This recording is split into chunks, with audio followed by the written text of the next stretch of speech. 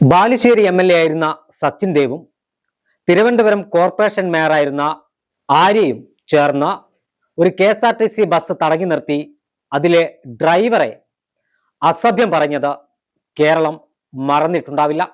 ഒരു MLA-യും മേയറും ചേർന്ന് ഒരു ഡ്രൈവറെ റോഡിൽ വണ്ടി ബ്ലോക്ക് ചെയ്ത് അദ്ദേഹത്തിൻ്റെ ജോലി തടസ്സപ്പെടുത്തി അദ്ദേഹത്തെ മാനസികമായി ആക്രമിക്കുമ്പോൾ നോക്കി നിന്ന നാട്ടുകാർ ഉൾപ്പെടെയുള്ളവർ മൂക്കത്ത് കൈവച്ചിരുന്നു.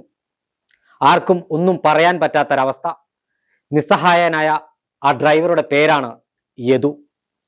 തീർന്നില്ല ആ പാവപ്പെട്ട ചെറുപ്പക്കാരൻ്റെ KSRTC ബസ്സിലെ ഡ്രൈവർ ജോലിയും ഈ മുൻ MLA-യുടെയും മുൻ മേയറുടെയും സ്വാധീനത്താൽ നഷ്ടപ്പെടുകയും ചെയ്തു. ഈ കഥ രണ്ടാം പിണറായി സർക്കാരിൻ്റെ കാലത്താണ്. തിരക്കേറിയ തിരുവനന്തപുരം നഗരത്തിലൂടെ KSRTC ബസ് ഓടിച്ച ഉപജീവനം നയിക്കുന്ന ഒരു ചെറുപ്പക്കാരൻ ആ KSRTC ബസ് പോകുമ്പോൾ അതിൻ്റെ പിറകിൽ ഓണടിച്ചു വന്നിരുന്ന MLA-യുടെ വാഹനത്തിന് സൈഡ് കൊടുത്തില്ല എന്ന് പറഞ്ഞുകൊണ്ടാണ് ബാലുശ്ശേരി MLA ആയിരുന്ന സച്ചിൻ ദേവും തിരുവനന്തപുരം കോർപ്പറേഷൻ മേയറായിരുന്ന ഭാര്യ ആര്യ രാജേന്ദ്രനും ചേർന്ന് ആ ചെറുപ്പക്കാരൻ്റെ ജോലി നഷ്ടപ്പെടുത്തിയത്.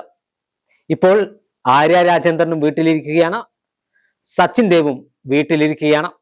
സച്ചിൻ ദേവിനെ ബാലുശ്ശേരിയിലെ പ്രബുദ്ധരായ വോട്ടർമാർ ഗംഭീരമായി പരാജയപ്പെടുത്തി വീട്ടിലിരുത്തി.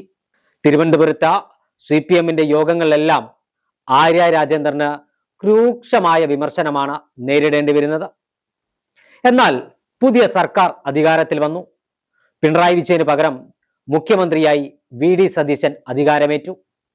നിയമസഭാ സ്പീക്കറായി AN ഷംസീറിന് പകരം തിരുവഞ്ചൂർ രാധാകൃഷ്ണനും ചുമതലയേറ്റു. പുതുപ്പള്ളി MLA ചാണ്ടിയുമ്മൻ തിരുവഞ്ചൂരിന് ഒരു കത്ത് നൽകി.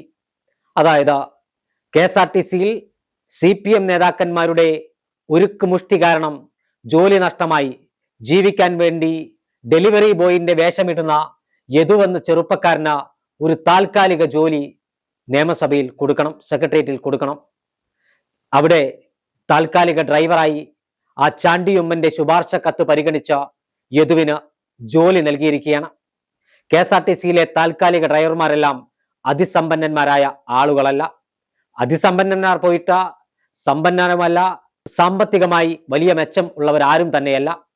ഒരു നേരത്തെ വിശപ്പടക്കാൻ, തൻ്റെ മക്കൾക്ക് ഭേദപ്പെട്ട വിദ്യാഭ്യാസം കൊടുക്കാൻ, തൻ്റെ അമ്മയ്ക്കും ഭാര്യയ്ക്കും മരുന്ന് വാങ്ങാൻ വളയം തിരിക്കുന്നവരാണ് അവർ. ചിലപ്പോൾ MLA-യുടെ വാഹനത്തിൻ്റെ ഹോണടി കേട്ട സൈഡ് കൊടുക്കാൻ 1-2 മിനിറ്റ് വൈകി എന്നെല്ലാം വരാം. എന്നാൽ അതിൻ്റെ പേരിൽ നടു റോഡിൽ തടഞ്ഞു നിർത്തി അധികാരത്തിൻ്റെ മർക്കടമുഷ്ടി കാണിക്കുകയല്ല വേണ്ടത്. അധികാരത്തിൻ്റെ മർക്കടമുഷ്ടി കാണിച്ച് യാത്രക്കാരുടെയും നാട്ടുകാരുടെയും മുന്നിൽ യദുവെന്ന് പറയുന്ന ആ ചെറുപ്പക്കാരൻ്റെ മാനത്തിന് വില പറഞ്ഞ്, അതും പോരാഞ്ഞിട്ട കുഞ്ചൻ നമ്പ്യാരുടെ തുള്ളലിൽ പറയുന്ന പോലെ അതുകൊണ്ടരിശം തീരാഞ്ഞിട്ട് ആ ചെറുപ്പക്കാരൻ്റെ KSRTC-യിലെ താൽക്കാലിക ജോലിയും തെറിപ്പിച്ചാണ് സച്ചിൻ ദേവിൻ്റെയും ആര്യ രാജേന്ദ്രൻ്റെയും കലിയടങ്ങിയത്. ഇവർ വിചാരിച്ചത് കാലാകാലം CPM തന്നെ കേരളം ഭരിക്കുമെന്നാണ്. എന്നാൽ പ്രബുദ്ധരായ വോട്ടർമാരുടെ മനസ്സിൻ്റെ അകത്തളങ്ങളിൽ ഇതെല്ലാം ഉണ്ടായിരുന്നു. അവർ സമയം വന്നപ്പോൾ കൃത്യമായി വോട്ടിലൂടെ തങ്ങളുടെ പ്രതിഷേധം അറിയിച്ചു. യദുവിനെ പോലെയുള്ള സാധാരണക്കാരിൽ സാധാരണക്കാരായ ചെറുപ്പക്കാർ അവരുടെ പ്രതിഷേധം അറിയിച്ചത് ബാലുശ്ശേരിയിൽ വോട്ടിലൂടെയാണ്. ബാലുശ്ശേരിയുടെ ചരിത്രത്തിൽ ഇത്തരത്തിലൊരു തോൽവി CPM-ന് ഉണ്ടായിട്ടില്ല. ഇത്തവണ സച്ചിൻ ദേവിനെ വീട്ടിലിരുത്താൻ CPM-കാർ അടക്കം തീരുമാനിച്ചത് കൊണ്ട് മാത്രമാണ് കോൺഗ്രസിന് ബാലുശ്ശേരി മണ്ഡലത്തിൽ ജയിക്കാൻ കഴിഞ്ഞത്.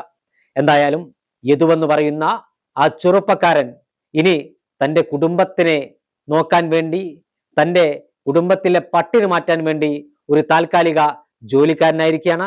ആ ജോലി നൽകാൻ സന്മനസ് കാണിച്ച, അല്ലെങ്കിൽ തൻ്റെ ജോലി ആയിരുന്ന KSRTC ജോലി നഷ്ടപ്പെടുത്തി രാഷ്ട്രീയ പ്രതികാരത്തിൻ്റെയും വ്യക്തിവൈരാഗ്യത്തിൻ്റെയും പ്രതികാര ബുദ്ധിയുടെയും പേരിൽ നഷ്ടപ്പെടുത്തിയതിന് കേരളം ഒരു പ്രായശ്ചിത്തം ചെയ്തിരിക്കുകയാണ്. ആ ചെറുപ്പക്കാരന് താൽക്കാലികമായെങ്കിലും ഒരു ജോലി കൊടുക്കാൻ സന്മനസ് കാണിച്ച ചാണ്ടിയുമ്മനെയും നിയമസഭാ സ്പീക്കറെയും നമുക്ക് അഭിനന്ദിക്കാം.